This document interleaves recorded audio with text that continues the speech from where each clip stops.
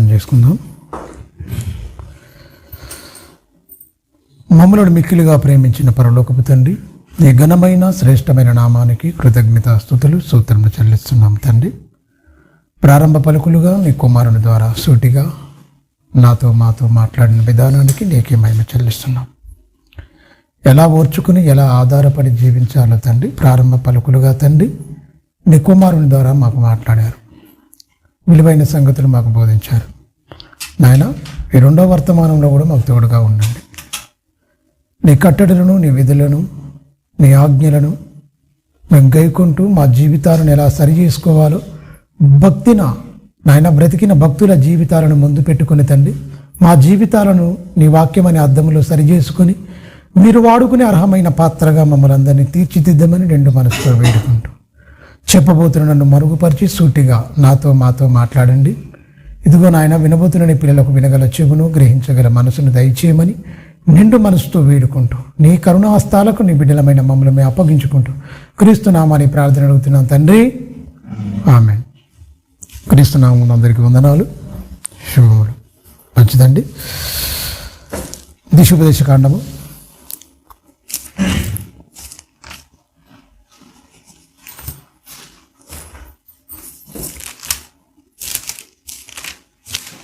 8 దేవుని ఆజ్ఞలు, దేవుని కట్టడలు మరవకుండా చాలా జాగ్రత్తగా జీవించాలని చెప్తున్న ఒక మంచి సందర్భం. 17వ అధ్యాయం 22వ వచనం. 17వ అధ్యాయం 23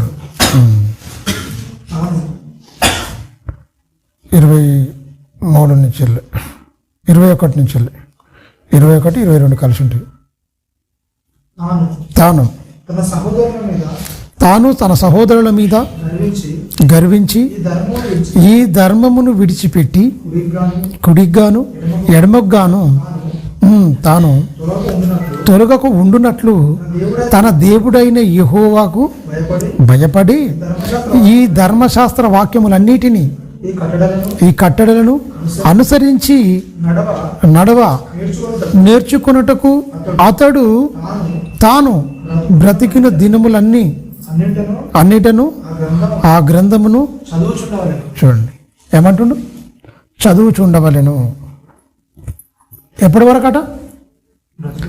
బ్రతుకు దినములన్నీ చదువుచుండవలెను. ఇది లేకపోవడం బట్టే అందరూ భక్తిహీనులుగా మారిపోవడానికి మెయిన్ కారణం. తను బ్రతికిన దినాలన్నింటినీ ఏం చేయాలంట? కట్టడలు. ఈ తెలియకపోతే ఏమవుతాయంటే తన సహోదరుని మీద గొడవ ఆడతాడు ఖచ్చితంగా. ఎవరితో సమాధానంగా ఉండడో ఓన్ని సమాధానంగా ఉండనివాడు. మనిషికి ఉన్న భయంకరమైన జబ్బు ఏంటంటే ఇక ప్రాచీన స్వభావం అనేది అలాగనే మిగిలిపోయి నవీన స్వభావం రాక నిన్ను వలే నీ పొరుగువాడిని ప్రేమించాలి అన్న మాటను మరిచి ఎదటివాడిని బాధించాలన్నదే ధ్యేయంగా పెట్టుకొని బ్రతికే తత్వం ఉంటుంది. మనిషిలో భయంకరమైన, జంతువులకు కూడా లేని క్రూరమైన లక్షణాలు వస్తాయి. సహోదరుడు అని చెప్తుంటే సహోదరుణ్ణి కోపపడొద్దు, గర్వించొద్దు, అసలు అతని మీద ఏమనొద్దు. ఇవన్నీ ఉన్నాయి కాబట్టినే నా మాటలు నీకు అవసరం. నన్ను ప్రేమిస్తున్నావు అని చెప్తున్నావు, నీ సహోదరుని తిడుతున్నావు. ఇది ఎక్కడ ప్రేమ? ఎదటి ఉన్న నీ సహోదరుని చూచి ప్రేమించలేని నీవు కనబడకుండా మహాశక్తిగా పరలోకమందున్న నన్ను ప్రేమించుచున్నావంటే నువ్వు వేషధారణ, భక్తిగా నటిస్తున్నావు తప్ప నువ్వు భక్తుడు కాదు. ఎదురుగా ఉన్న నీ సహోదరుణ్ణి ప్రేమించలేని నువ్వు నన్ను ఎలా ప్రేమించగలవు? ప్రేమించాలి అంటే ఏముండాలి? నేను నీకు అర్థమైతే నీ జీవితకాలం అంతా నీ బ్రతుకు దినములన్నీ నా ఆజ్ఞలు, నా కట్టడలు అనుసరించి ఆ గ్రంథాన్ని చదువుకుంటే సమాజంలో నువ్వు ఎలా బ్రతకాలో ఇగో నా మాటలే నీకు నేర్పిస్తాయి అని చెప్తాడు దేవుడు. చక్కని విషయాలు. మరి మనుషులు గర్వించారు, ధర్మశాస్త్రం విడిచిపెట్టారు. భయంకరంగా వాడు ఎడమకు కుడికి ఇష్టం వచ్చినట్టు తిరుగుతున్నారు.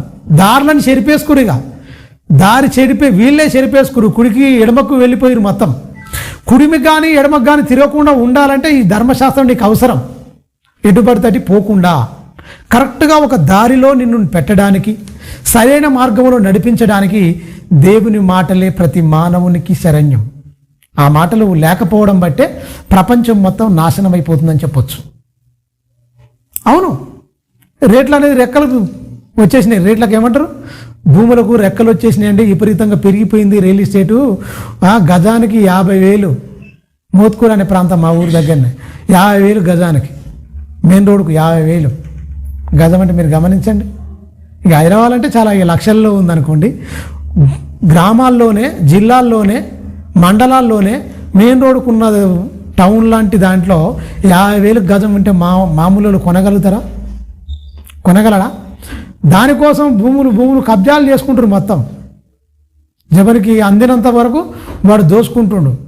న్యాయం లేదు. ఇక అన్నా లేడు, తమ్ముడు లేడు, రక్తబంధం లేదు, ఏది లేదు. అన్నిటికీ వదిలేసి ఇక మొత్తం ఇక నేను బ్రతికుండాలి, పక్కోడు ఏమైపోయినా నాకు సంబంధం లేదు అని ప్రేమలు, బాంధవ్యాలు మొత్తం తెంచుకుంటున్నారు. మొత్తం తెంచుకున్నోడు కలకాలం ఉంటారా అంటే వీడు కొద్ది రోజుల నుండి వీడు వదిలిపెట్టిపోతాడు. నాది నాది అంటాడు. ఏది నీది కాకుండా నువ్వు వదిలేసి వెళ్ళిపోతావు. ఏది నీది కాదు. నువ్వు అవుపడుతున్న ఈ దేహము, ఈ ఎముకల గూడే మట్టిలోకి వెళ్ళిపోయి పురుగులు తినేస్తాయి నాయన. అసలు నువ్వు ఇక్కడ ఉండవు, నువ్వు ఇక్కడ కాదు.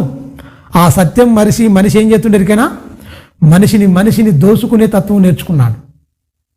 కానీ ఇక్కడ ఏమంటుండేరికైనా ఆయన గర్వించొద్దు, నీ సహోదరుడు కదా, గర్వించొద్దు. గర్వించి కుడికి కానీ ఎడమకు కానీ తిరిగితే చూడండి, మళ్ళీ చదువుదాం. త్వరగా తాను తన సహోదరుని మీద గర్వించి ఒక ధర్మం ఇచ్చాను నేను. ఏం ధర్మము? నిన్ను వలే నీ పొరుగువారిని ప్రేమించాలన్న ధర్మం ఇచ్చాను. ఆ ధర్మాన్ని నువ్వు బ్రేక్ చేస్తున్నావు. ఆ ధర్మాన్ని ఏం చేస్తున్నావు? మీరుతున్నావు. మీరితే ఏమైపోతావు? మీరకుండా ఉండాలనే ఆజ్ఞలు గల ధర్మశాస్త్రాన్ని ఇచ్చిన ఆ ధర్మశాస్త్రాన్ని నువ్వేం చేయాలి? నీ బ్రతుకు దినములన్నీ నువ్వు చదువుకుంటూ నిన్ను మెరుగు పెట్టుకోవాలి ఖచ్చితంగా. ఏ విషయాల్లో నేను లోపం ఉన్నది నాది, ఏ విషయాల్లో నేను నాలో లోపాలు ఉన్నాయి, దేవునికి దూరం అయిపోతున్నాయి. దేవునికి దగ్గర ఏది ఆయించాడు అంటే క్యారెక్టర్ని బట్టి. ఏ క్యారెక్టర్ ఉంటే గర్వం ఉందనుకోండి దేవునికి దూరం అయిపోతాం, ప్రేమ ఉందనుకో దేవునికి దగ్గర అయిపోతాం. గర్విష్ఠులు అందరూ ఎవరికి? దుష్టునికి జతపని వారు దేవునికి దూరస్తులు. సమాధానపరచువారు, దీనులైన వారు, ప్రేమించేవారు ఎవరు సంబంధులు? క్లియర్ కట్గా రాయించింది దేవుడు. ప్రేమించే, అందుకనే పూర్ణ హృదయంతో, పూర్ణాత్మతో, పూర్ణ వివేకంతో, పూర్ణ బలంతో, పూర్ణ శక్తితో ఏమన్నాడు? నీ దేవుడైన యెహోవాను ప్రేమించుడి. దేవుణ్ణి ప్రేమిస్తే, దేవుడు నేర్పే మాటలు నీ హృదయంలోకి వస్తే నువ్వేమైపోతావు? ఏమైపోతావు? ఉన్నతంగా మన జీవితాలను మనం కట్టుకుంటాం. అందుకనే చూడండి, నీ బ్రతుకు దినములని చెప్తుండు మొత్తం. తొలగి ఉండకున్నట్లు తన దేవుడైన యెహోవా ఈ ధర్మమును విడిచిపెట్టి కుడిగ్గాను ఎడమగ్గాను తాము త్వరగకు ఉండునట్లు తన దేవుడైన యెహోవాకు భయపడి ఈ ధర్మశాస్త్ర వాక్యములన్నిటినీ, ఈ కట్టడలను చూడండి, ఈ కట్టడలను అనుసరించి నడవ నేర్చుకొనుటకు అతడు తనకు బ్రతుకు అన్నింటను ఆ గ్రంథమును చదువుచుండవలెను. నీ బ్రతుకు ఆత్మ దేహము కలిసి ఉన్నంత వరకు నీకు ఏం పని ఉంది? ఏ విషయంలో నేను తప్పిపోతున్నాను, ఎలా బ్రతకాలని మొత్తం చక్కగా ఇది నేర్పిస్తుంది నీకు అని చెప్తుండు. మరి నేర్చుకున్నారా? ఈ మాటలు నేర్చుకున్నాడు. బ్రతుకు దినములన్నీ నేర్చుకున్న ఒక వ్యక్తి ఉన్నాడు. చిన్నప్పుడే పాలు విడిచిండు ఆయన సందర్భం ఒకసారి చూద్దాం. తల్లి పాలు విడిచిన వెంటనే తీసుకుపోయి ఎక్కడ వేస్తుందంటే దేవుని మందిరంలో వదిలిపెట్టేస్తుంది. ఆ వదిలిపెట్టిన వ్యక్తి ఎలా ఉన్నాడో వృద్ధుడైపోయిండు. ఆయన 12వ అధ్యాయం చూడండి. చిన్నప్పుడు వెళ్ళిపోయిండు. పాలు విడిచిన వెంటనే మొక్కుకున్న తీసుకుపోయింది. అన్న ఎల్కానకు పుట్టిన వ్యక్తి మరి ప్రవక్త అయిన సమూయేలు న్యాయాధిపతిగా ఉన్నాడు, ప్రవక్తగా ఉన్నాడు.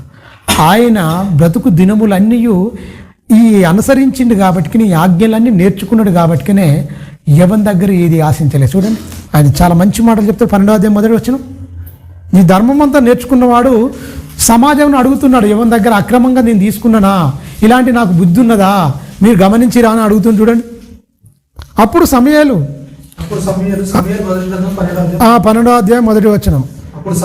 అప్పుడు సమూయేలు ఇజ్రాయెల్ అందరితో ఇట్లా నేను ఆలకించుడి, మీరు నాతో చెప్పిన మాట అంగీకరించి మీ మీద ఒకని రాజుగా నియమించి ఉన్నాను. రాజు మీ కార్యములన్నీ జరిగించును.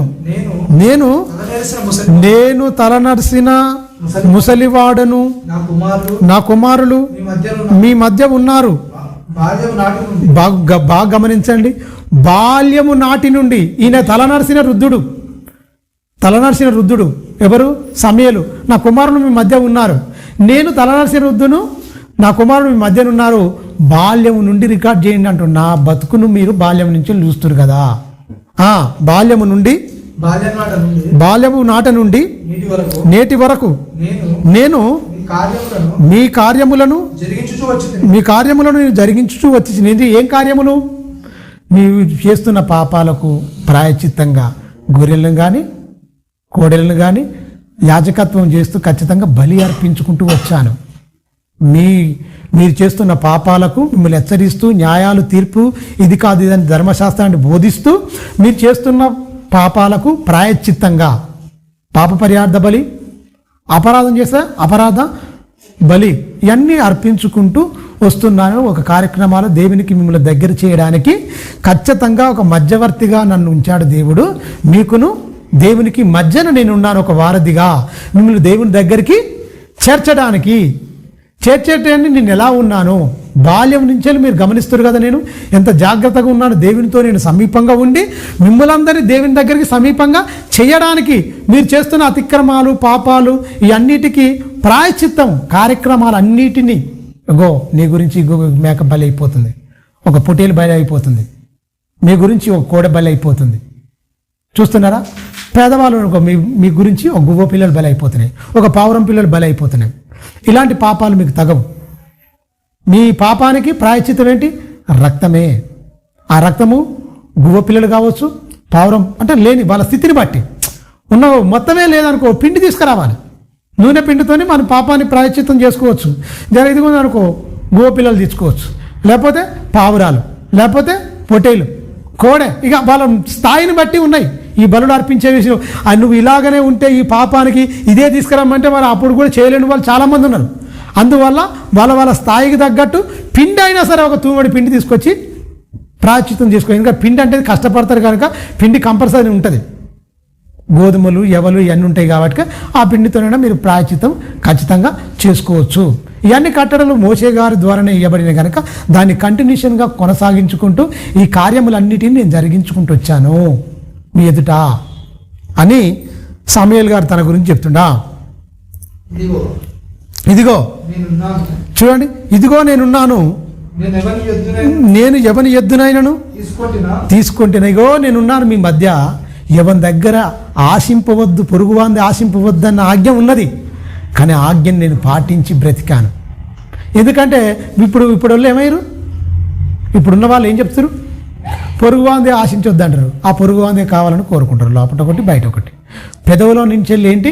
వద్దనడము, లోపల మాత్రం కావాలని కోరుకోవడం. అంటే రెండు నాలుకలి ధోరణితో బతుకుతున్న మానవ సమాజం. ఈయన అలా లేడు, యథార్థంగా ఉన్నాడు. ఎవరు ఎద్దును కానీ గాడిదని కానీ అసలు ఏది నాకు వద్దు అన్నట్టుగానే మీ మధ్య నేను ఎంత గొప్పగా ఉన్నాను చూడు అంటున్నా. ఒకటి ఎవని గార్ధమునైనను పట్టుకొంటినా, ఎవరికైనా అన్యాయమును చేసి తినా, ఎవరినైనా బాధ పెట్టి తినా, అన్యాయము నాకు అగపడకుండా ఎవరి యొద్దనైనను లంచం పుచ్చుకుంటున్నా, అలాగూ చేసిన ఎడల యెహోవా సన్నిధి ఆయన అభిషేకము చేయించిన వాణ్ణి ఎదుటను వాడు నా మీద సాక్ష్యం పలకవలను. చూడండి ఏం చెప్తుందండి. ఎవరైనా మీ దగ్గర నేను చాటుగా నా దగ్గర లంచం తీసుకొని చెప్పేసి నా పక్షంగా మాట్లాడి ఇప్పుడు ఎలా ఉంటుంది? డబ్బులు ఇస్తే మారిపోతాయి ఎమ్మటే. సమయాలు చెప్తుండు, ఎవరి దగ్గరనైనా నేను లోపాయకారంగా ఎవరి దగ్గర ఏమైనా తీసుకున్నానా, అభిషేకం పొందిన వారు ఎవరైనా సరే నా మీద నేరస్థాపన చేయొచ్చు, యెహోవా సన్నిధిలో సాక్ష్యం పలుకోవచ్చు. పలికితే నేను ఎవరి దగ్గర అన్యాయంగా తీసుకుంటే అది అతనికి ఇచ్చేస్తా, తిరిగి మళ్ళీ ఇస్తా అని ఎవరు అంటున్నారు? సమూయేలు అంటున్నాడు. ఇంత ఖచ్చితమైన బ్రతకడము ఉద్దేశం ఏంటి? బాల్యము నుండి అతని కట్టడలను అనుసరించిన వారికి ఉండే క్యారెక్టర్ అండి. ఎవరిని బాధించరు. బాధించేవాడెవడు? అపవాది సంబంధి. దీవించేవాడెవడు? దేవుని సంబంధి. మనుషులందరి బాధ పెట్టే ప్రతి దరిద్రుడు ఎవడంటే ఆ అపవాది సంబంధులు. వీళ్ళందరూ దేవుని సంబంధులు కాదు సుమా. వాళ్ళు అనుకుంటారు మేము దేవుని సంబంధం అనుకుంటారు. అది భ్రమ. తొలగిపోతాయి. 4 రోజుల జీవితమే కదా. ఎన్ని రోజులు ఉంటావు భూమి మీద? 100 ఏళ్ళు ఉండవండి. పట్టుమని 100 ఏళ్ళు బతకలేం మనం. 100 ఏళ్ళు బతకలేం. మీరు గమనించండి. ఆ 100 ఏళ్ళలో ఎన్ని తప్పులు. ఒకవేళ 100 ఏళ్ళు ఆయుష్కాలం ఇస్తే కోట్ల పాపాలు చేస్తారు దరిద్రుడు మనిషి. 100 ఏళ్ళు ఆయుష్కాలం ఇస్తే 100 పాపాలు చేయడు, కోట్ల పాపాలు చేసుకుంటూ వెళ్ళిపోతాడు. మీరు గమనించండి. అందుకని ఆయుష్కాలం తగ్గించేసిందండి. జలప్రలయానికి 120 ఏళ్ళు అన్నాడు. అంతే. 120 ఏళ్ళు చాలా ఎక్కువ. ఇన్ని ఏళ్ళు ఇచ్చేవరకల్లా పాపాల మీద పాపాలు చేసుకుంటూ కుటుంబ వ్యవస్థనే మొత్తం వాయు వరుసలు మరిచి భయంకరంగా పాపాలు చేయడానికి తెగబడిన ఈ నరజాతిని ఏం చేసింది ఎరికేనా? ఆయుష్ తగ్గిస్తే పోలే అనుకున్నాడు. ఆయుష్ తగ్గించేసిండండి. ఎందుకంటే ఆజ్ఞలు అనుసరించి ఎన్నో చెప్పాడు. ఆజ్ఞలు పాటించకుండా, అనుసరించకుండా, బ్రతకకుండా, ఇష్టానుసారంగా ఆయుష్లో ఇచ్చేవరకల్లా విచ్చలవిత్తనం వచ్చేసింది మొత్తం. తన బ్రతుకుల్లో దేవుడు అంటే లెక్కలేని తనం అయిపోయింది. అందువల్ల ఆయుష్కాలమే తగ్గించాడు. మీరు గమనించండి. ఈ కట్టలు అన్ని బాల్యం నుంచి వెళ్ళి పాటించిన వాడు చెప్తున్నాడు, నేను ఎవరి దగ్గర ఏమైనా తీసుకోవాలి అంటే మనం గమనించవలసింది ఏంటంటే ఈ వాక్యాన్ని జీవితకాలం అంతా ఆయన తల నరిసిన రుద్దుండని చెప్తుంది కదా. బాల్యం నుంచి వెళ్ళి పాలు విడిచింది మొదలుకొని దేవాలయంలో పెరుక్కుంటూ ఏలీ దగ్గర పెరిగిన వ్యక్తినే. ఏలీ కుమారులకు లేదు ఈ ధన్యత. ఏలీ కుమారుతో ఉన్న వాళ్ళు భయంకరమైన పాపాలు చేసిరు, భయంకరమైన పోయిరు. వాళ్ళు భక్తులుగా నటించారు, అతి భయంకరమైన మాంసాపేక్ష గలవారైండ్రు. పొంగిన దాన్ని తీసుకోవడం కానీ, దేవుని దగ్గరకు వచ్చిన దాన్ని తీసుకోవడం కానీ భయంకరంగా మారిపోయారు. మేము ప్రవక్త కుమారులం, మాకేంటి తిరుగులేదు అనుకున్నారు. కుక్క సాగు వచ్చిరని చెప్పొచ్చు ఒక మాటలో. భక్తనే ముసుకేసుకొని భయంకరంగా ఉన్నాడు. దేవుడు వాళ్ళని మొత్తిండు, భయంకరంగా చచ్చిపోయారు. కానీ పాలు విడిచిన ఈ సమయంలో బాల్యం నుంచి వెళ్ళి ఒక ప్రవక్త కడుపులో పుట్టినోడు ఎంత గొప్పగా ఎదగాలి? లేదు. భక్తుల నుంచి వచ్చిన వాళ్ళు, భక్తులే వీళ్ళు. అన్న ఎల్కానా చాలా భక్తిపరులు. ప్రార్థన చేసి మొక్కుకుంటే వచ్చిన మహనీయుడు ఎంత గొప్పగా ఇశ్రాయేలుకు న్యాయాధిపతి అయిండు, ఇశ్రాయేలుకు ప్రవక్తగా రాణించాడంటే మీరు గమనించండి. తలనరిసిన వృద్ధుడు బాల్యం దినం నుంచి రికార్డ్ చేస్తున్నానే. బాల్యం నుంచి మీరు చూడండి, అక్కడ ఆయన వయసు చూసిన వాళ్ళు ఉన్నారు. అందరిని ఇశ్రాయేల్ సమాజాన్ని మొత్తం కూడా సమకూర్చిండు. చెప్పండి నా బ్రతుకు తలనరిసిన వృద్ధుణ్ణి. నేను ఇలా ఉంటే, లోపాలుంటే నేను అక్కడికి వెళ్ళను, పితరుల యొద్దకు వెళ్ళను. లోపాలుంటే సరి చేసుకుంటానికి అవకాశం. ముసలోడనే మరిపరిపో ఎవరి దగ్గర ఏమైనా తీసుకునేమో, కొంచెం మతిమార్పుకి ఏమైనా ఉందేమో, ఎవరైనా అభిషేకించిన వాడు చెప్పొచ్చు, తిరిగి నేను ఇస్తా. ఎందుకంటే నేను తలనరిసిన వృద్ధుడను. ఎవరి దగ్గర పొరపాటున ఎక్కడైనా సరే తీసుకుంటే నేను ఆ లోకానికి వెళ్ళను. ఎంత భయం, ఎంత భక్తి, ఎంత వినయం. సమాజంలో ఎంత గొప్ప సాక్ష్యం ఉందండి. అయ్యా నువ్వు అలాంటి వాడవు కాదు, జనాలు ఇస్తారండి స్టేట్మెంట్. మన గురించి ఎవరైనా ఇవ్వగలడా? అలా ఇవ్వకపోతే మనం పరలోకం వెళ్ళామని చెప్పొచ్చు. మన గురించి పలాని వ్యక్తి పర్ఫెక్ట్ అండి, దేవుల్లో గొప్పగా ఉన్నాడంటేనే నీకు ఇక్కడ సాక్ష్యం ఉంటుంది, అక్కడ ఉంటుంది. ఇక్కడ వీడు పెద్ద నటుడురా బాబు, అందరి ముంగట భక్తిగా ఉంటాడు, బయట మాత్రం ఇందు లోనొకటి బయట ఒకటిరా బాబు, వీడిని అస్సలు నమ్మొద్దు అనుకున్నామంటే నీకు పరలోకం అనేది ఉండదు. భక్తి ఎంతకాలం నటిస్తామండి? మనుషుల దగ్గర నటించగలం, దేవుని దగ్గర నటించగలమా? మనుషుల కన్నులు మూస్తామేమో, దేవుని కన్ను మూయగలవా? దేవుడు నిత్యము చూస్తున్నవాడు ఏం చేస్తలేడా అనుకోవచ్చు. సమయాన్ని ఇస్తుండు, కాలాన్ని ఇస్తుండు. సరి చేసుకున్నవా? సరే, ఎందుకు ఆ సమయమైన కాలమైన క్రీస్తు బలియాగాన్ని బట్టి సుమా. మనమేదో నీతిమంతులం, మనమేదో మారుతాము, మనమేదో గొప్పవారం అని కాదు. క్రీస్తు బలియాగాన్ని బట్టి తండ్రి అయిన దేవుడు ఇంకా అవకాశాల మీద అవకాశాలు ఇస్తున్నాడు. అంజూరపు చెట్టు తెలుసు కదా, ఇదిగో 3 ఏళ్ల నుంచి వెళ్ళి వెతుకుతున్నాను, ఆకులు తప్ప ఫలములు మాత్రం ఎంత మాత్రం లేవు అన్నప్పుడు యజమాని అయిన తండ్రి ఏమన్నాడు? నరికేయి. దీనివల్ల నేల సారం ఎందుకు అర్థమైపోవాలి? ఇలాంటిది ఎందుకు? ఆకులతో కప్పబడి దీని కింద మొలిసేది ఏం లేదు. నేల సారం మొత్తం దిగమింగు తప్ప ఆకులు తప్ప ఫలములు లేవు. అంటే మనిషి కాలం ఏంటి? ఈయనకి ఆయుష్కాలం ఉంటుంది తప్ప, ఆయుష్కాలం ఇస్తామంటే 10 మందిని చెరుపుతుడు తప్ప ఏ ఒక్కరిని నిలబెడతాడు దేవుల్లో. ఇలాంటి వాడు అవసరం ఆ బతికి, ఇలాంటి వాడు అవసరం ఆ బతికి అని రేపు అంటే ఏం చేస్తాడు యేసుక్రీస్తు? కరోనా కాలంలో పోయేది ఇంటిని ఆపిండు, అవకాశాలు ఇచ్చిండు. 1 సంవత్సరం ఇవ్వు, చాలా మాటలు వినిపిస్తా, మార్చుకుంటాడా? పర్లేదు, మార్చుకోకపోతే ఏమవుతారు? మీరు గమనించండి. దేవునితో ఏమంటారు చాలామంది, నిప్పుతో చెలగాటం ఆడొద్దు అంటారు. ఎందుకు? నిప్పు అనేది కాలిపోద్ది. వాక్యంతో కూడా చెలగాటం వద్దండి. దేవుని వాక్యం ఉండగానే బ్రతుకున్నప్పుడే వాక్యాన్ని మన హృదయంలో పెట్టుకొని బ్రతుకును మార్చుకుంటే తప్ప ఆరని అగ్నిలోనికి చావని ఆత్మ వెళ్ళకుండా ఉంటుంది. లేదండి పోతామంటే అంటే కథం, అక్కడ ఆరదు, అగ్ని ఆరదు, ఇక్కడ ఆత్మ చావదు. రెండేమైపోతాయి? అక్కడ అగ్ని ఆరేది ఉండదు నరకంలో, ఈ ఆత్మకనేది చావు అనేది ఉండదు. ఈ రెండు ఏమైపోతాయి అక్కడ? ఈ రెండు కలిసి ఇక ఏడుపు పనులు కొరుకుంటాయి. ఇక ఇచ్చిన అవకాశాన్ని కుళ్ళి దాచిపోవాలి అక్కడ. ఏంటంటే ఎన్నో అవకాశాలు, ఎన్నో మాటలు విన్నాను కదా, ఏంటి నా బ్రతుకు, ఏంటి ఇలా అయిపోయినేంటి? అప్పుడు ఏం చేసినా కూడా తెలివైనను ఉపాయమైనను పాతాల మందు ఏం పని చేయదు అంటుండు. మరి ఇన్ని తెలిసి కూడా తప్పులు చేస్తే ఏంటి? అందుకనే ఈయన ఏమంటుడు చూడండి, తల నరిసిన వృద్ధుడను ఎవరి దగ్గర ఏమైనా బాధించానా, ఎవరి దగ్గర అక్రమంగా ఏమైనా తీసుకున్నానా, ఎద్దునేమైనా ఆశించానా, గార్ధమునేమైనా ఆశించానా, పరుంది ఏమైనా తీసుకున్నానా, నేను ఏమైనా తీసుకున్నానా, లంచం ఏమైనా పుచ్చుకున్నానా అని ఎవరు అడుగుతున్నారు? సమూయేలు ఎంతమందిని? 2తోనా 3తోనా? ఇశ్రాయేలు అందరితోని, ఇశ్రాయేలు అందరి సర్వ సమాజాన్ని మొత్తం పోగు చేసి అడుగుతున్నాడంటే ఎంత ఇదిగా ఉన్నదో చూడండి నా భక్తి. ఎక్కడికి పోవాలి? నేను అసలే తలనరిసిన వృద్ధుణ్ణి, నా మరణ దినం ఎప్పుడో నాకు తెలియదు, లోటుపాట్లు నేను సరి చేసుకోకపోయినో లంచగొండులు, ఈ బాధ పెట్టేవారు వెళ్ళరన్న సంగతి ఎవరికి తెలుసు? భక్తుడికి తెలుసు. ఎందుకు తెలుసు? ఆయన ధర్మశాస్త్రాన్ని బాగా ధ్యానించిండు కనుక లోపాలున్నవాడు ఏ ఒక్కడు తండ్రి చెంతకు చేరడన్న సంగతి ఎవరికి తెలుసు? ఎలా తెలుసు ఆయనకు? బాల్యం నుండి దేవుని మీద ఆనుకొని బ్రతికిన వ్యక్తి గనుక. మనకు బాల్యం లేదు, పోయింది.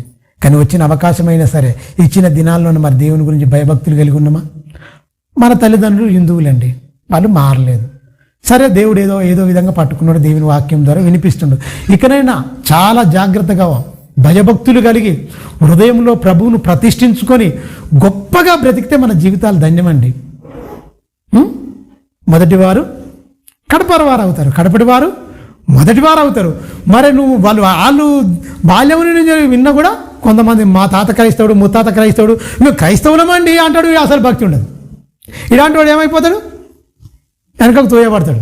దేవుని నమ్ముకొని మధ్యాహ్నం నమ్ముకుంటారు చూసినా, తల్లిదండ్రుల హిందువులు ఉన్న తక్కువ నమ్ముకొని ఉండరు చూసినా, వాళ్ళు మాత్రం మొదటి స్థానంలోకి. ఎందుకు? ఆజ్ఞలు కట్టడలు ఇవన్నీ అనుసరించి బ్రతుకుతారు గనక. తల నరిసిన వృద్ధుడు చెప్తుండు భయంతోనే. మనకు ఉందా అండి భయము? ఈయనేమంటుండు? ఎవరి దగ్గర ఏమైనా తీసుకున్నానా అంటుండు. ఎవరి దగ్గర ఎలా నొక్కేయాలన్న ఆలోచనలు కలిగి ఉంటే మనసులోకి లేదు. ఎవరి దగ్గర ఎలా నొక్కేయాలి, ఎవరిది ఎలా నేను ఆక్రమించుకోవాలన్న హృదయాలు ఉన్నోడు మారు మనసు ఉన్నట్టేనా? క్రీస్తు రాకమును చెప్తుండండి సమూయేలు. నేను ఎవరి దగ్గర, క్రీస్తు వచ్చిన తర్వాత ఏంటి? మారు మనసు, నవీన స్వభావము, ప్రాచీన స్వభావము, దాంతో కూడిందనేది సిలివేసి చంపేసే మొత్తం అన్నాడు. కొత్త నిబంధనకు వచ్చే వరకల్లా మొత్తం మారిపోయింది టోటల్గా. పాత నిబంధనలోనే ఒక భక్తుడు చెప్తున్నాడు, బాల్యం నుండి దేవుని కట్టడలను, తన దినములు, బ్రతుకు దినములు అన్నీ చదువుకొని అర్థం చేసుకొని దేవుని మనసును దేవుని మీద ఆనుకొని బ్రతుకుతున్న ఒక సమూయేలు గారు చెప్తున్నాడు తన జీవితాన్ని. ఎవరి దగ్గర ఏదన్నా ఆశించానా? కిందికి ఉన్నానా? కింది వచ్చినాం. ఎవరినైనా నేను బాధ పెట్టిదినా? న్యాయము నాకు అగుపడకుండా ఎవని యొద్దనైనను లంచం పుచ్చుకుంటున్నా అలాగు చేసిన ఎడల యెహోవా సన్నిధిన ఆయన అభిషేకము చేయించిన వాడు ఎదుటను వాడు చూడండి నా మీద సాక్ష్యము పలకవచ్చును. పలికినప్పుడు అప్పుడు నేను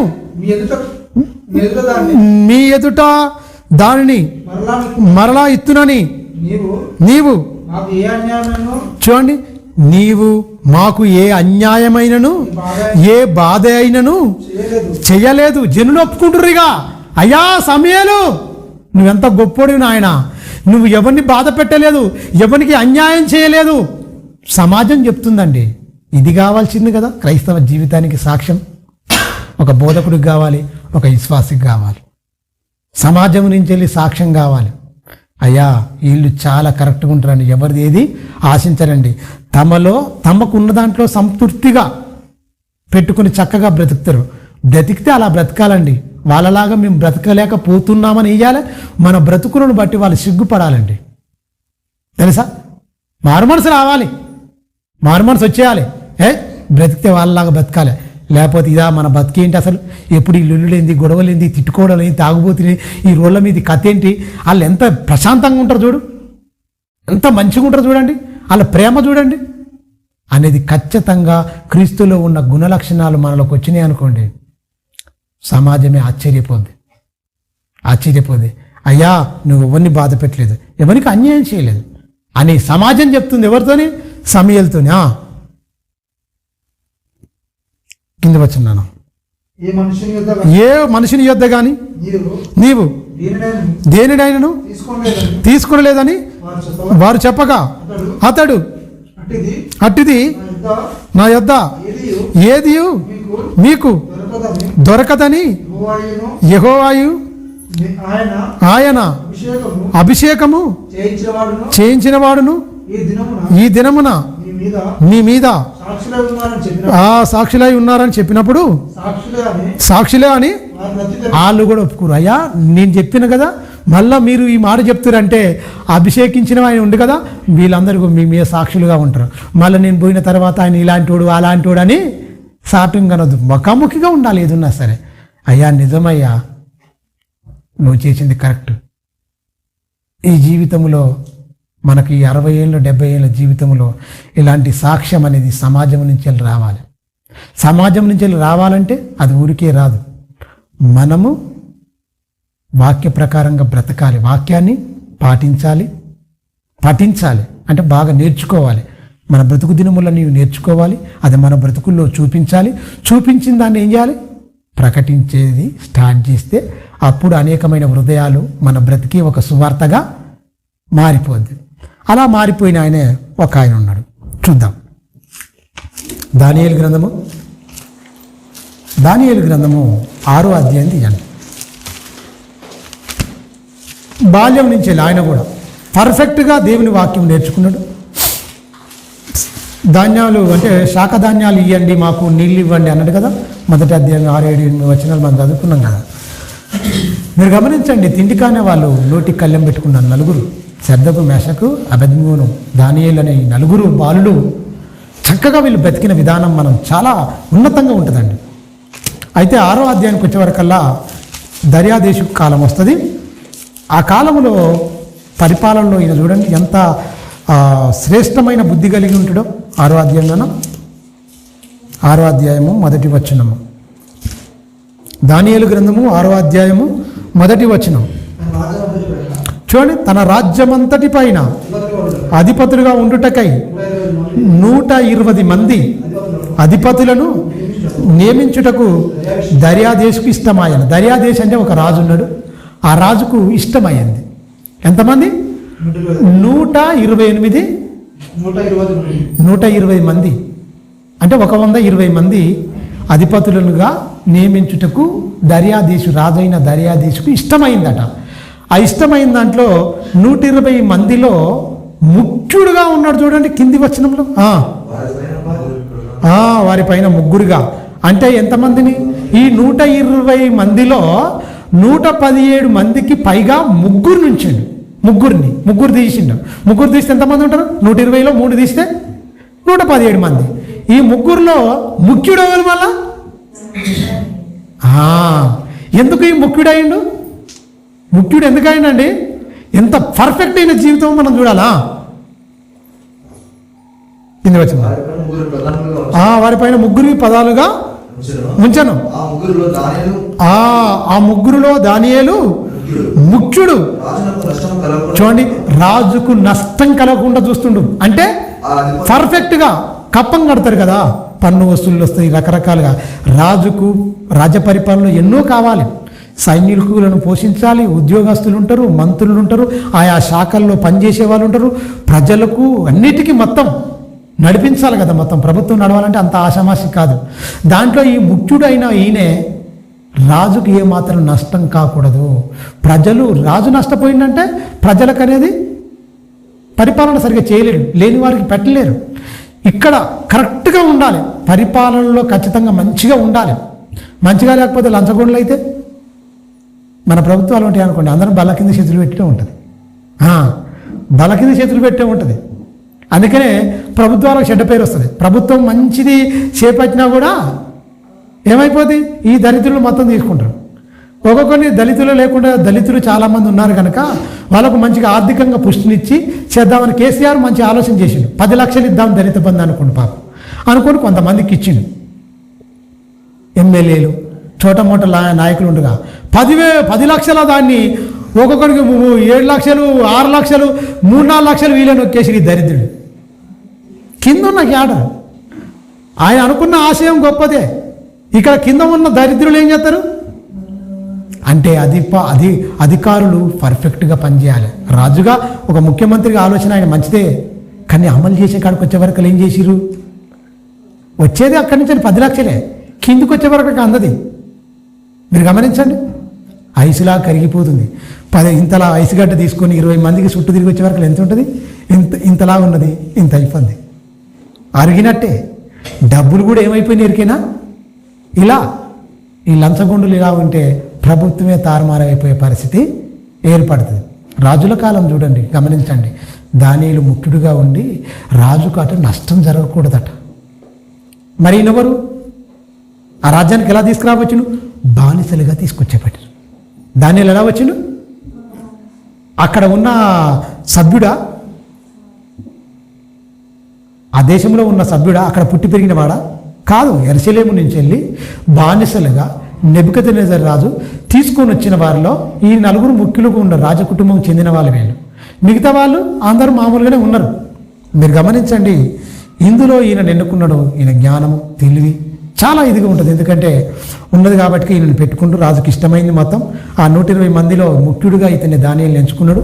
ఈ దానియేలుకు ఎలాంటి మంచి ఆలోచన ఉందంటే రాజుకు ఏమాత్రం నష్టం అనేది జరగకూడదు అనుకుంటట.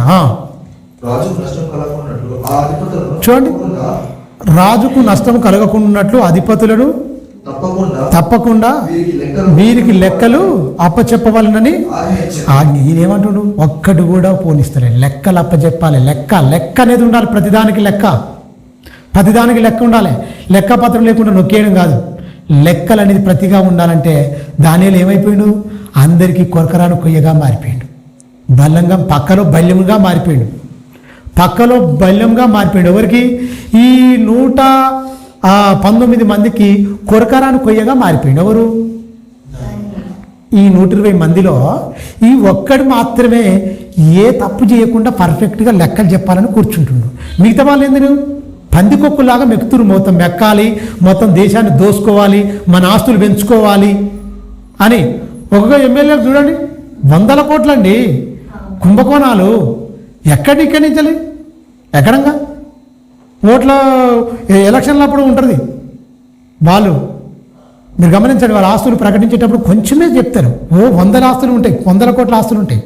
మీరు గమనించండి, ఎక్కడంగా వచ్చినాయి, ప్రజాధనం అందరినీ ఇసుక దోపిడీ చేస్తారు, మట్టి జాగలు అన్నీ మొత్తం నాశనం చేస్తారు కదా, మొత్తం భయంకరంగా కొల్లగొట్టేస్తారు కదా.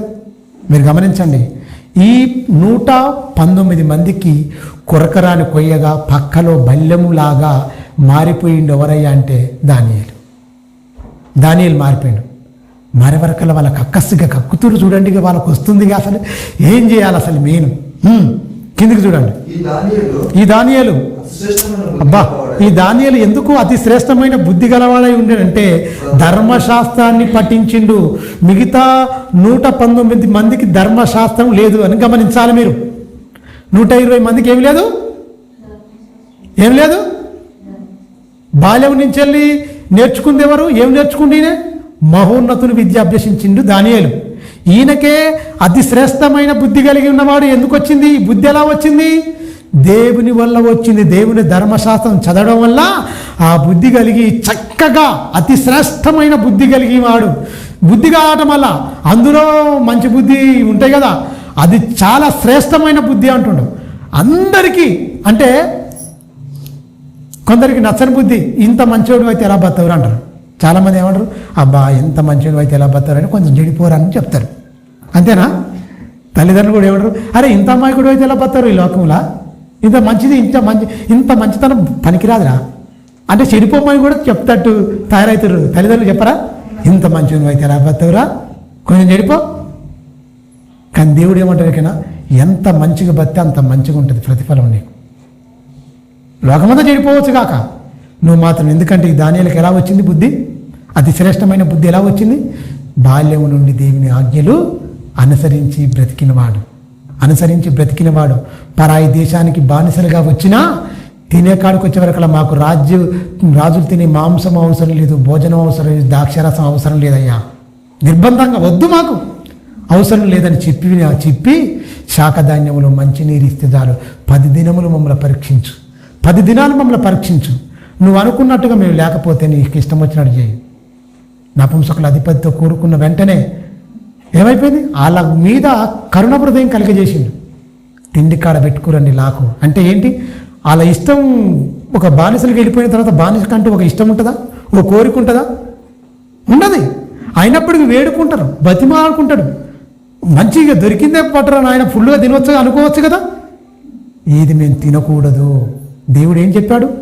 ఆయన చెప్పిన ఆజ్ఞలు మేము మీరితేనే, మేము మా బతుకులు బాగలేకపోతేనే ఇక్కడ బానిసలుగా అప్పచెప్పాడు. ఇక్కడైనా మేము బతుకులు సరి చేసుకోకపోతే ఇంకా భయంకరమైన దుర్భరమైన జీవితాలు మేము అనుభవిస్తాం. దేవునికి వ్యతిరేకంగా పాపం చేయకూడదు. ఆజ్ఞలు మా పితరులు చేసిన పాపానికి, వాళ్ళు చేసిన తప్పులకు బలైంది మా తరం. అందువల్ల మా తరంలోని దేవుని పరిశుద్ధతను, దేవుని ఔన్నత్యాన్ని, ఆయన గొప్పతనాన్ని ఈ పరాయి దేశంలోనైనా చాటి చెప్పాలి. ఆయన ఎవరు కంకరం కట్టుకోరు? ఎవరండి?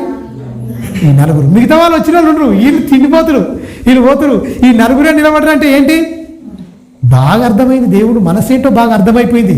బతికితే ఇలా బ్రతకాలి. పరాయి దేశమైనా అది ఏ దేశమైనా సరే బతికి చూపించాలి. అందుకనే అతి శ్రేష్టమైన బుద్ధి కలిగిన వాడు ఎవరు? దానియేలు. ఆ బుద్ధి ఎలా వచ్చింది? అతి శ్రేష్టమైన బుద్ధి ఎలా వచ్చింది? ధర్మశాస్త్రం చదవడం వల్ల, నేర్చుకోవడం వల్ల, వినడం వల్ల వచ్చింది. దేవునితో ఉండడం వల్ల. మిగతా 119 మందికి శ్రేష్టమైన బుద్ధి కాదు, దుర్బుద్ధి.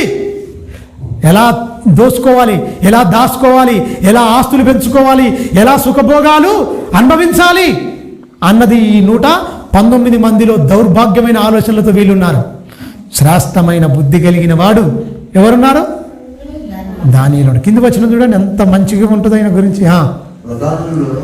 ప్రధానుల్లోను అధిపతుల్లోను చూడండి ప్రఖ్యాతి నొంది ఉన్నాడు. ప్రఖ్యాతి నొంది ఉన్నాడు అందరిలో, ప్రధానుల్లోను, అందరిలో, మొత్తం ఏమో అధికారుల్లోను, ప్రధానుల్లోను.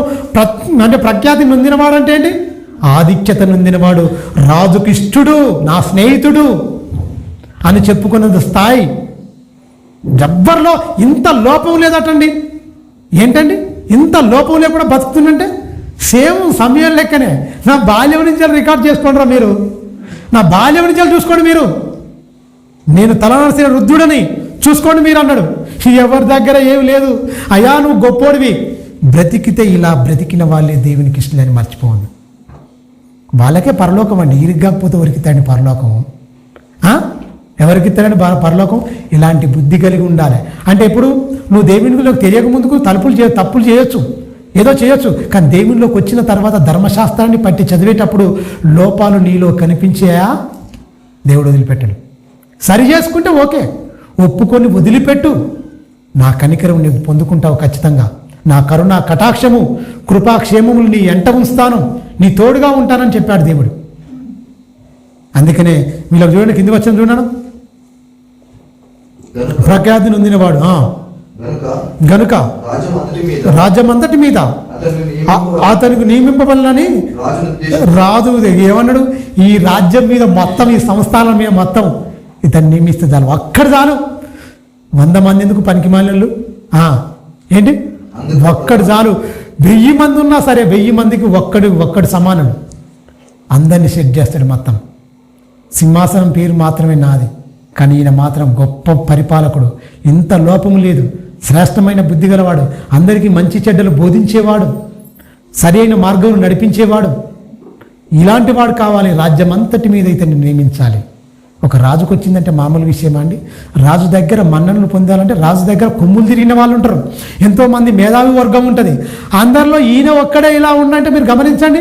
అందరిలో చూస్తే అందరిలో లోపాలు కనిపిస్తున్నాయి, అందరిలో ఈ దౌర్భాగ్యులుగా ఉన్నారు. ఈయన ఒక్కరిని చూసే వరకు ఈయన ఒక్కడు ఉంటే చాలు, నా రాజ్యం సాఫీగా జరగడానికి, పరిపాలన చేయడానికి. ఇలాంటి వాడు నమ్మకమైన వాడు, ఇలాంటి మంచి బుద్ధి కలిగిన వాడు, ఇలాంటి వాడు పర్ఫెక్ట్ మ్యాన్ ఎవరు లేరు అసలు. దానియేలు ఒక్కడుంటే చాలు. బా, ఎంత గొప్పవాడు. అందుకనే హృదయశుద్ధిని ప్రేమించేవాడు రాజుకు స్నేహితుడవుతాడు అన్న మాట దానియేలుకు సెట్ అయిపోయింది తెలుసా, బాహ్య సంబంధంగా తీసుకుంటే. ఇంకా యేసుక్రీస్తు కంటే హృదయాన్ని ప్రేమిస్తే నువ్వు వెళ్ళిపోతాం. కరెక్ట్గా కింది వచ్చిన నాన్న మొత్తం రాజుకి అది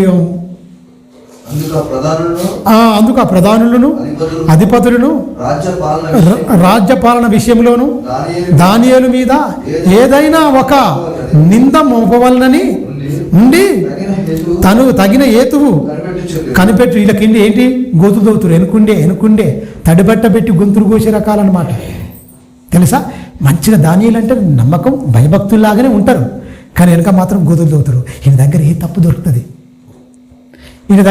దొరుకుతుంది. మనం కూడా మాట్లాడేటప్పుడు చాలా జాగ్రత్తగా ఉండాలి. దేవుని మాటలు గొప్పగా చెప్తాము, తర్వాత ఏదో మాట పుసుకుని జారిపోతుంది. ఆ మాట మొత్తం అంత ఊరంతా తిరిగిపోతుంది. మనం చెప్పిన మంచి మాటలు ఎవరికి ఎక్కవు. ఒక్క మాట నోరు జారిపోయిందో వాడా ఏం మాట్లాడుతుందా? 10 మాటలు నువ్వు మంచిగా చెప్పి ఒక్క మాట కాడ నువ్వు మాట జారిందో ఈ మాట మొత్తం ఊరు మొత్తం చుట్టేస్తుంది నిన్ను భ్రష్టుని చేయడానికి. అరే ఆ 10 మాటలు చెప్పినా కదా, ఆ 9 మాటలు చెప్పినా కదా, లేకపోతే 99 మాటలు చెప్పినా కదా, ఆ 99 మాటలు ఏమైనాయి? ఆ 99 మాటలు 99 మాటలు మనకి చెప్పడండి. ఆ ఒక్క మాట తీసుకుపోతాడు. ఈ 99 మాటలు ఏం చేస్తాయి? మరుగు చేసేస్తాయి మొత్తం. ఏది వెళ్ళిపోద్ది? నిజం అనేది మంచిగా స్నానం చేసి బట్టలు వేసుకొని రెడీ అయ్యి చెప్పులు తొడుక్కొని బయటికి వెళ్ళే వరకల్లా అబద్ధం అనేది ఏంటి? దిగంబరిగా మొత్తం ఊరంతా తిరిగి వచ్చిందట. దానికి బట్టలు వేసుకునే పని లేదు అబద్ధానికి తెలుసా. అబద్ధానికి బట్టలు వేసుకుని రెడీ అయ్యడం ఏం లేదు. నిజం అనేది శుభ్రంగా బట్టలు ధరించుకొని రెడీ అయ్యి కాళ్ళకు కూడా చెప్పులు ఉండాలి కాబట్టి బయటికి వెళ్ళి అంటే ఏంటంటే సత్యం అనే దట్టి కట్టుకోవాలి, సమాధానం అనే సిద్ధ మనసు జోడు తొడుక్కోవాలి, దేవుడిచ్చే సర్వంగ కవచం ధరించుకోవాలి. ఎఫెసీలో రాసిన పత్రిక ఉంటుందిగా, ఇవన్నీ ధరించుకోవాలంటే టైం పడుతుంది. వాటికి అబద్ధానికి ఏంటి, దానికి ఏమో ధరించుకుంటుందా పాడా రబ్బరమై తిరిగి వస్తుంది మొత్తం వేసి అబద్ధాన్ని మొత్తం ఏంటి వ్యాప్తి చేయడానికి. లోపాలు కనుక్కోవాలి, లోపాలు మంచిగానే ఉంటారు కానీ వెనక గోతులు చెబుతారు. ఎంత చూద్దామన్నా దానిలో ఏ ఒక్కడు కూడా లోపాలు కనుక్కోలేకపోయారు. కానీ ఒక్క లోపం ఉంది. ఏముంది దానిలో?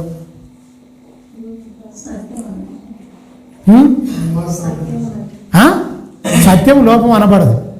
లోపం ఏదుందంటే బలహీనత ఏది దొరికినా ముమ్మారు 3 సార్లు ఏ పని ఉన్నా, ఎంత బిజీ షెడ్యూల్ ఉన్నా ఆయన ఏం చేస్తాడు? యెరూషలేము వైపు కిటికీ తీసి ప్రార్థన చేయటం ఆయన అలవాటు, వాడుక. ఎప్పటి నుంచి వెళ్ళి? ఈయన పోయిన కాంచెల్లి, చెరసాల్లోకి వెళ్ళిపోయిన కాంచెల్లి ఎన్ని బాధ్యతలున్నా, ఎంత ఇబ్బంది ఉన్నా సరే మానక భోజనం చేసినట్టు మానక ఏం చేస్తాడు? ప్రార్థన చేయడం మాత్రం ఈయనకు వాడుకగా మారిపోయింది. అదొక్కటి మాత్రమే కనుగొన్నారు. ఇంకా ఏది లంచం కానీ ఏది లేదు, పర్ఫెక్ట్గా ఉన్నాడు. ఉన్న తర్వాత వీళ్ళు కుళ్ళు కుతంత్రంతో ఏం చేశారో చూడండి. కానీ చూడండి, దానియేలు చాలా నమ్మకస్తుడై ఏ నేరమైనను ఏ తప్పైనను చేయువాడు కాడు గనుక దానియేలులో తప్పైనను లోపమైనను. బా, ఎంతమంది అండి నిఘబెట్టింది? ఎంతమంది నిఘబెట్టింది ఆయన మీద? 119 మంది నిఘబెట్టిరు. నిఘా అందులో నిఘబెట్టి ఎవడన్నా ఏదైనా ఏ లోపమైనను ఎంత పర్ఫెక్ట్గా అంటే దేవుని మీద ఆధారపడి బతికితే ఎవడండి కనుక్కుంటారు లోపాలు? దేవునిలో లోపాలు కనుక్కుంటారండి? దేవునిలో లోపాలు కనుక్కుంటారా? కనుక్కోరు. దేవునితో సావాసం కలిగి భయభక్తులు కలిగి ప్రార్థన జీవితం కలిగి భక్తి జీవితం కలిగి దాంట్లో లోపాలు ఎక్కడ ఉంటాయి? ఉంటే ఆ లోపాలు ఉండవు.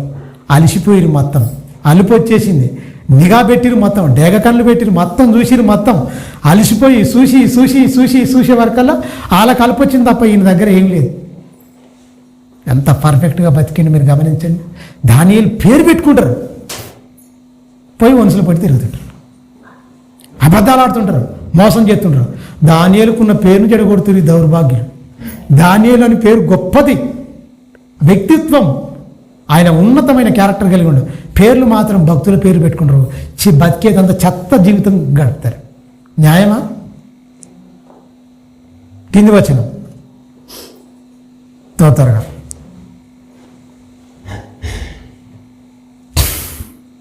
ఐదవ వచనం. అందుకు ఆ మనుషులు అతన్ని దేవుని పద్ధతి విషయమందే గాని మరి ఏ విషయమందును అతనిలో లోపము కనుగొనలేమనుకునేది. కాబట్టి ఆ ప్రధానులను అధిపతులను రాజునొద్ద సందడిగా మంచిగా గుంపు కూడిరు, మొత్తం ఒకే కంఠంతో ఏక హృదయం, ఏకతాత్పర్యం, ఏకభావము, ఏకాత్మ గలవారై దురాత్మ పట్టిన ఈ దరిద్రులందరూ వచ్చి ఏం చెప్తారు? ఇది ఏకాత్మ కాదు, దురాత్మ వచ్చేసింది మొత్తం వీళ్ళందరికీ. దేవుని మీద ఆనుకున్న భక్తుడి మీద పన్నాగం బండి మంచిగా గుంపు కూడా వచ్చింది మొత్తం. గుంపులు కూడా వచ్చి ఏం చెప్తారు? ఓ మంచి సమాచారం, సమాజానికి ఉపయోగపడేది, రాజుకి ఏమైనా ఉపయోగపడేది ఏమైనా చేద్దామనా ఒక నీతిమంతుని ఇరకాటంలో పెట్టాలని చేస్తున్న ప్రయత్నం చూడండి వీళ్ళు. రాజాకు దర్యాదేశు చిరంజీవి అయి పొగుడుతారు. రాజులకు ఏంటంటే పొగిడితే పడిపోతారు. ఇలా ఉన్న జబ్బేంద్ర అంటే ఎవడైనా పొగిడింది అనుకోండి, రాజు ఉబ్బి తబ్బిపోయిపోతాడు. ఆ వెనక ముందు ఏమున్నదో చూసుకోరు, పొగడతలు. అందుకనే యేసుక్రీస్తు ఏమంటాడు? మిమ్ములు కొనియాడిన ఎడల మీకు శ్రమ, మిమ్ములను నిందించేవారు మిమ్మల్ని హెచ్చరించేవాడిని పక్కకు పెట్టుకోరు, కానీ అన్న నువ్వు ఇంత నువ్వు అంతా అంటే వాడే నిన్ను దొరికేస్తాడు. అందువల్ల పొగడుతలు అనేది మనుషులు మిమ్మల్ని కొనియాడిన ఎడల మీకేంటి శ్రమ. ఎవ్వడు కొనియాడొద్దు. కొనియాడుతుంటే నీ పతనం ఆరంభమైనట్టే.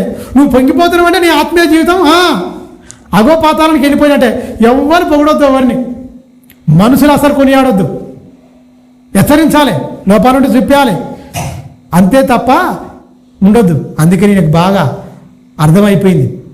ఈయన ఒక దగ్గరకు వచ్చి చిరంజీవి పొంగిపోయాడు. వెనక ముందు ఏం జరుగుతుందో తెలియదు. వాళ్ళు ఏ పన్నాగంతో వచ్చినా కూడా గమనించలేకపోయింది రాజా ఉండి. వాళ్ళు ఎలాంటి వాళ్ళు ఈయన కెరికే అసలు. దానియేలు ఎలాంటి వాడో ఈ 119 మంది దౌర్భాగ్యులు ఎలాంటి వాళ్ళో తెలుసు. కానీ పొగిడే వరకల్లా మనోడు ఆ పొగడతల మైకములో పడిపోయి ఆజ్ఞ మరి ఏంటి ఇతనికి దానియేలుకి ఇలాంటిది ఉంది, ఈయన మీద పన్నాగం బండి మరి నిఘా వ్యవస్థ ఉంటుంది కదండి, ఇతని మీద ఇలా చేసి రాజా ఉండి అవగాహన ఉంటుంది ఖచ్చితంగా. ఎందుకో మొత్తం మీద తర్వాత బాధపడుతుంది తప్ప ఫస్ట్ మాత్రం ఆగిచ్చేస్తారండి. చూడండి, రాజైన ప్రధానులను సేనాధిపతులను అధిపతులను అందరు కేటగిరీలు అందరూ కూడా వస్తారు. మొత్తం అన్ని రాజ్య పరిపాలకులు అందరూ వస్తారు. మొత్తం సేనాధిపతులు, అధికారులు, ప్రధానులు, అధిపతులు అందరూ వస్తారు. మంత్రులను, సంస్థాన అధిపతులను అందరూ కూడి రాజొక చూడండి, రాజొక ఖండితమైన చట్టము ఏమైపోవాలో మరి చట్టము ఒకటి చేయాలి, స్థిరపరిచి దానిని శాసనము చాటింపజేయనట్లు యోచన చేసిరి.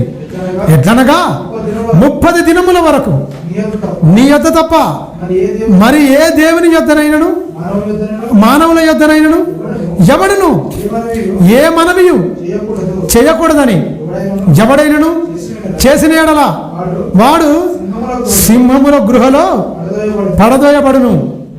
రాజా ఈ ప్రకారముగా రాజశాసనం ఒకటి పుట్టింది మధ్యన పుట్టించి రాజ్యశాసనం ఒకటి పుట్టించిరు. దేని గురించి? ఎవరిని మట్టు పెట్టడానికి, ఎవరిని తీసేయడానికి, సత్యాన్ని సమాధి చేయడానికి, దానియేలు అడ్డు తొలగించుకోవడానికి, ఎగేచ్చగా మొత్తం దోసుకోవడానికి, దాచుకోవడానికి. వీళ్ళ ఆటలు సాగుతలేవు. ఆయన ఉంటే ప్రతిదానికి లెక్క అడుగుతుండు. పదాని లెక్క ఏంటి, అక్కడి నుంచి ఆ దేశం నుంచి వచ్చేది ఏంటి, వాళ్ళు ఎంత కట్టిరు, ఎక్కడి నుంచి ఏమొస్తుంది, పంట ఎంత పంతుంది, ఎవల పంట ఎంత, గోధుమల పంట ఎంత, ఎక్కడి నుంచి ఏ పంట నుంచి ఎంత వచ్చింది, కొనుగోళ్ళు కథ ఇవన్నీ లెక్కలని మొత్తం చెప్పేసేయండి మొత్తం అని ప్రింట్ అడుగుతుండు మొత్తం. వీళ్ళ కొరకరాని కొయ్యలాగా మారిపోయింది. ఏంట్రా బాబు, ఏం తినేటట్లేదు, ఏం చేసుకునేటట్లేదు. అక్కడి నుంచి వచ్చిన అసలే బానిస, మనం ఇక్కడ పుట్టి పెరిగినాం, మన దేశ పౌరులం మనం. ఈయనకిచ్చింది పోయిపోయి, ఈయనకిచ్చింది పోయిపోయి అధికారం మొత్తం మన మీద పెత్తనం ఏంటి? బానిసగా వచ్చినోడు బానిసగా పడి ఉండాలి. వీళ్ళు తీసుకొచ్చి మనం నెత్తి మీద కూర్చోబెట్టిండు. అసలు రాజు మాత్రం ఆయన రాజు తర్వాత రాజు ఈయనగా, ఇలా గునుగుడిగా వీళ్ళ గురుచుడిగా ఈయన కథ రాదుగా. ఈయన అడ్డు తొలగించుకోవాలంటే ఒక శాసనం పుట్టించింది. ఏమని పుట్టించిన మొత్తం ఇలాంటి వాడు మనుషుల యొద్దే కానీ ఏ దేవత యొద్దే కానీ ఏ విచారణ చేయొద్దు. 30 దినములు చాలు, 30 దినాలు చాలు. 30 దినాలంటే ఈయనకు రోజుకు 3 దినాలు, రోజుకు 3 సార్లు మొత్తం ఖచ్చితంగా ఈయన తూచా తప్పకుండా పాటించే వ్యక్తి దానియేలు. మనం 30 దినాలు పెట్టుకుందాం, ఆ 1-2 రోజులని తెలిసిపోద్ది. కానీ సాటింపు శాసనం కాబట్టి 1 రోజు 2 రోజుల కంటే నాకు అనుమానం అవుతుంది కాబట్టి 1 నెల రోజులు అన్నారు.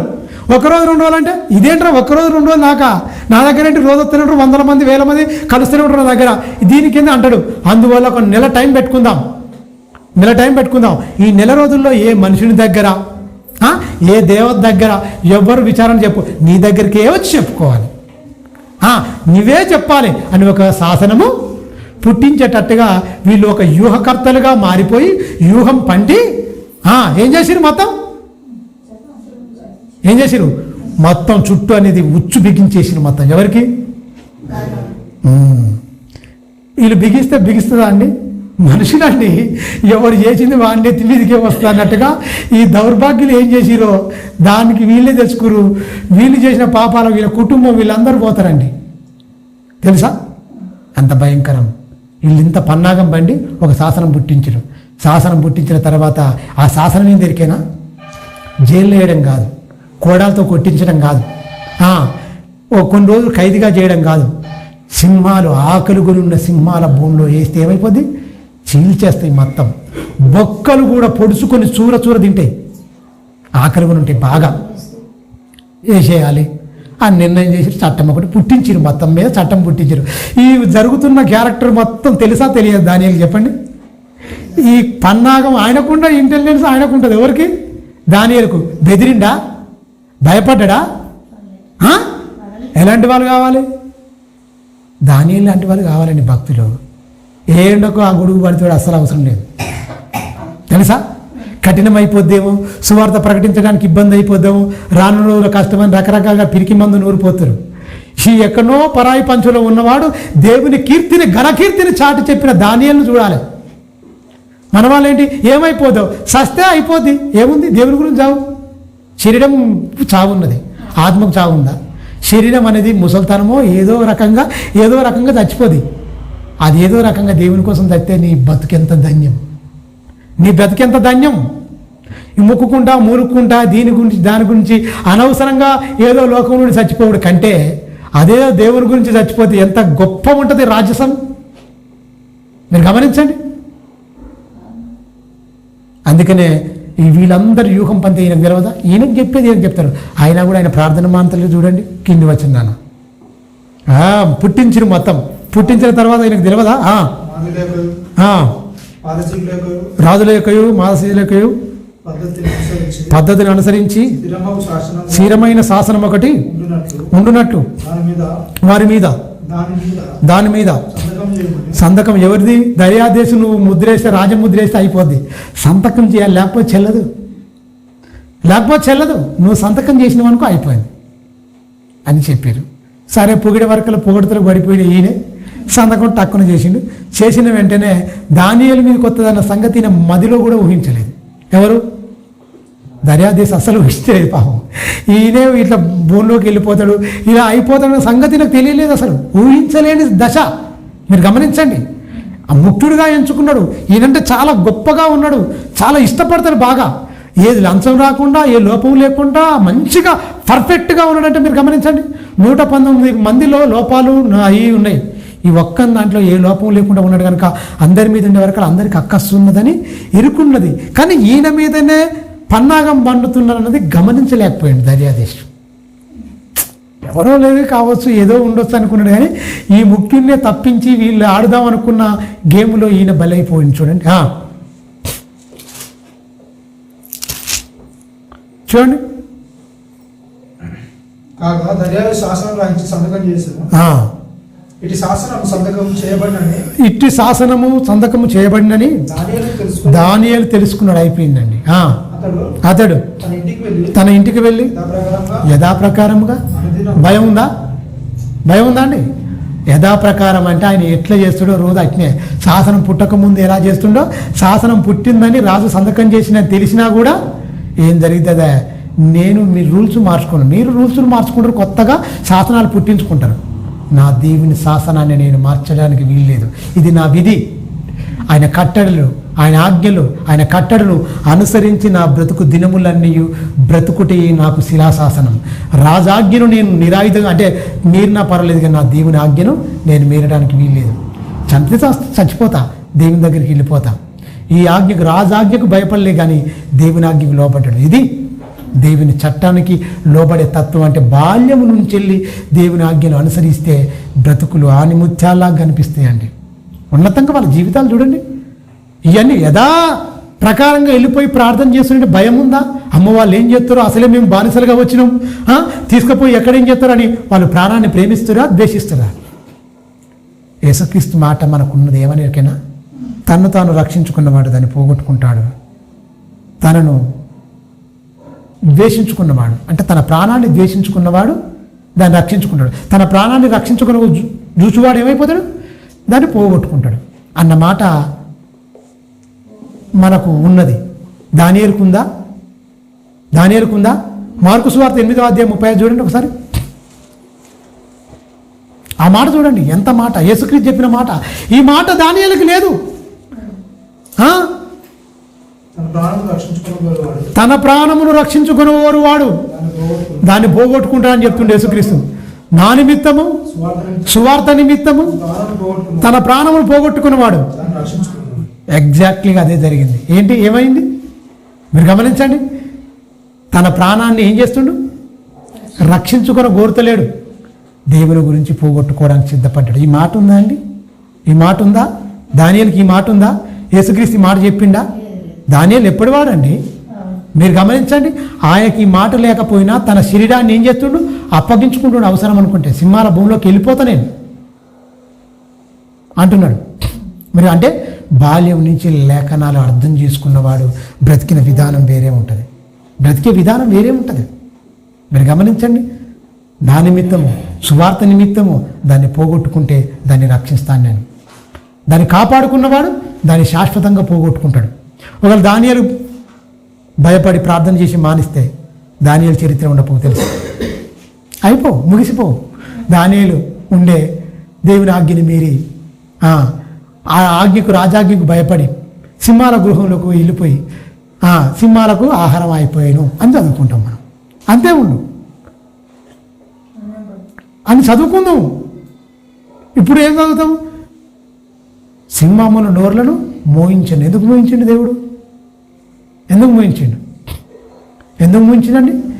దేవుని ఆజ్ఞకు లోబడ్డాడు కనుక రాజ్యశాసనం వచ్చిన చుట్టుపక్కల ఎన్నో జరుగుతున్నా సరే ఆయన భక్తిని మాత్రం విడిచిపెట్టలే. యథాస్థితిగా వాడుక చొప్పున పోయి ప్రార్థన చేసిందంటే ఇలాగ మనం మారాలని వాళ్ళ జీవితాలు రాయించాడండి. ప్రార్థన జీవితం ఉందా? మంచి సాక్ష్యం ఉందా? వాక్యం బాగా పఠిస్తున్నామా? ఈ రోజు చదువుతున్నామా వాక్యం? ప్రతిరోజు వాక్యం చదువుతున్నామా? 1 గంట కేటాయిస్తున్నామా?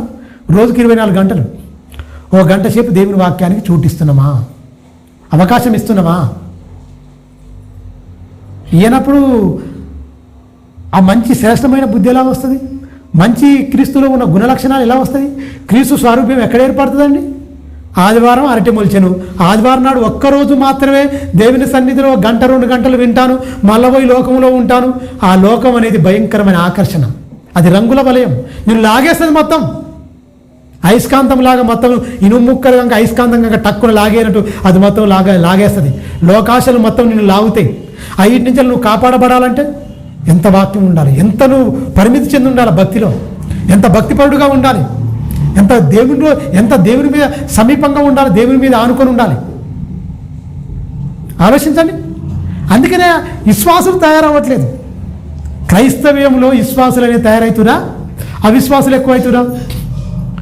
పేరుకు మాత్రమే క్రైస్తవులు సంఖ్యలో ఉన్నారండి. 100 మంది వెళ్ళిపోతే ఏం ప్రయోజనం అండి?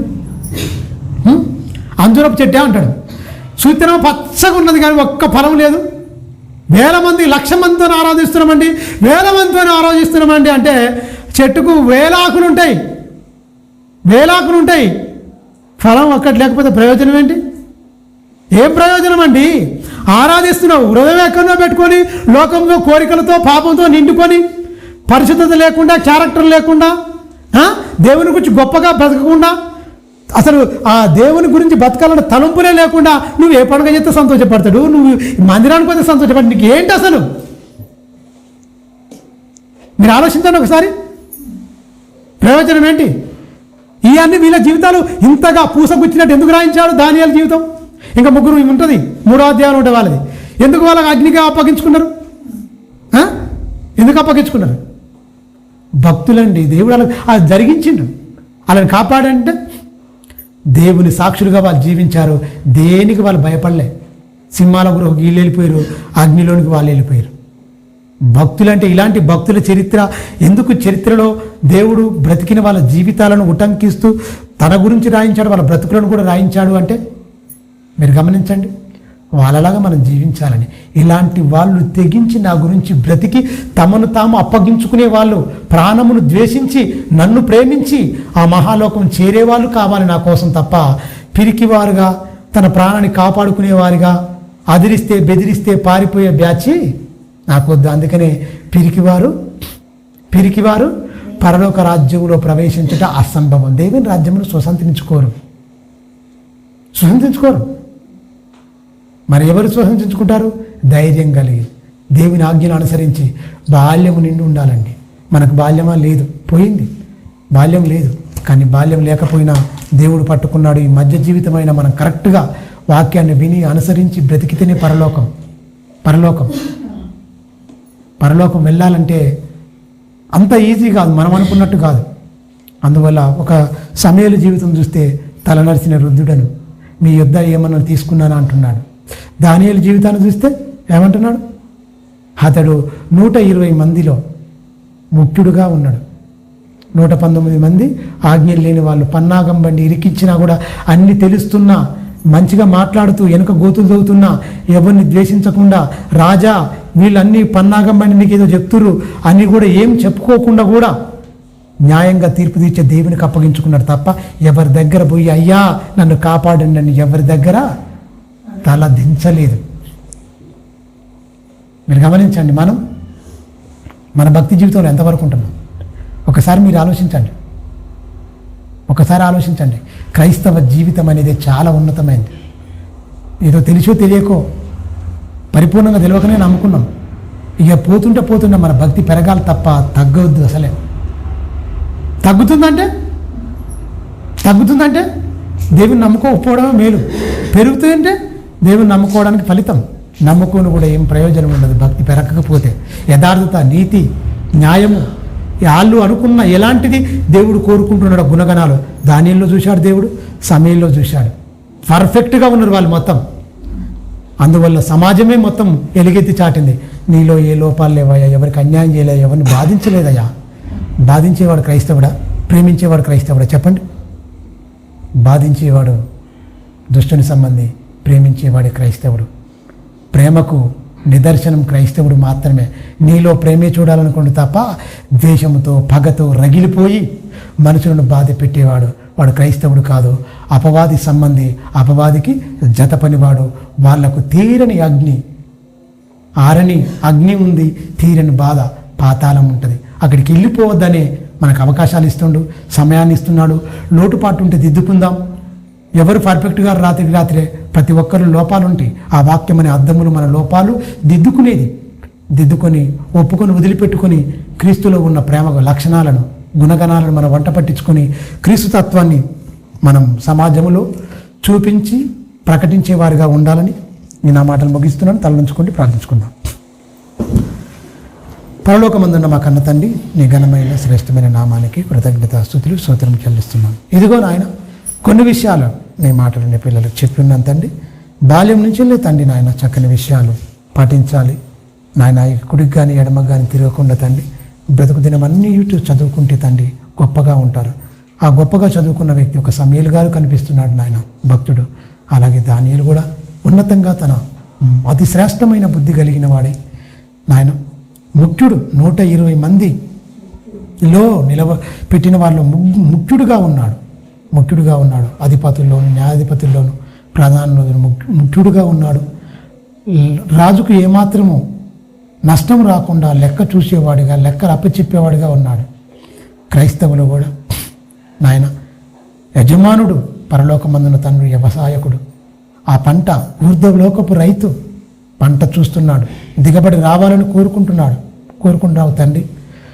నాయన మేము ఫలమిచ్చేవారుగా ఉండాలి, ఫలాలు ఇచ్చేవారుగా ఉండాలి తప్ప ఏ ఫలాలు లేక ఎండిపోయిన చెట్టులాగా మాత్రం మేము ఉండకూడదని నాయన మాకు అవకాశాన్ని, సమయాన్ని, కాలాన్ని ఇస్తున్నారు. ఇచ్చిన కాలాన్ని, సమయాన్ని సద్వినియోగం చేసుకుని తండ్రి మీరిచ్చిన కాలమల్లా నిన్ను స్తుతిస్తూ, నిన్ను ఘనపరుస్తూ, మాకిచ్చిన కాలములో మేము ఎలాంటి తండ్రి లోపం లేకుండా, లోపాలుంటే అన్నిటి సరిదిద్దుకొని వాక్యమని అద్దములో దిద్దుకొని తండ్రి మీ ఎదుట నీతిమంతుడుగా, యథార్థవంతుడుగా తండ్రి నిలబడి ఆ మహిమలో తండ్రి మేమందరం ప్రవేశించి నీ యొద్ద యుగయుగాలు జీవించి అట్టి భాగ్యము, అట్టి ధన్యత కావాలని తండ్రి నిరీక్షణతో, భక్తితో, వినయంతో, విధేయతతో తండ్రి ఆ నిత్య జీవంలోనికి ప్రవేశించాలన్న ఆశతో, ఆకాంక్షతో తండ్రి ముందుకెళ్ళి అట్టి భాగ్యము, అట్టి ధన్యత నీ బిడ్డలమైన మాకు అనుగ్రహించమని నిండు మనసుతో వేడుకుంటూ తండ్రి సాయంత్రం జరగబోతున్న సభలో తోడుగా ఉండండి తండ్రి.